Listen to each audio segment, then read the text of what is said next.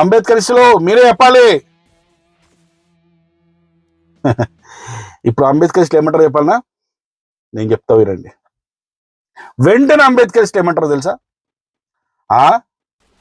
అట్లెట్టయితుంది, గట్టెట్టయితుంది, ఎవడిష్టమైన వ్యాపారం వాళ్ళు చేసుకునే హక్కు అంబేద్కర్ మా తాత మా నాయన రాసిన రాజ్యాంగంలో ఉంది కదా అని బోకు మాటలు మాట్లాడతారు.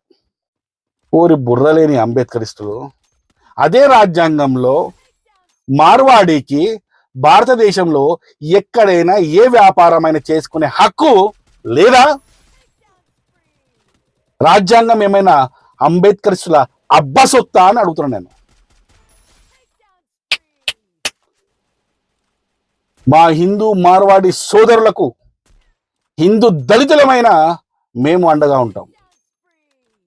మార్వాడి హఠావో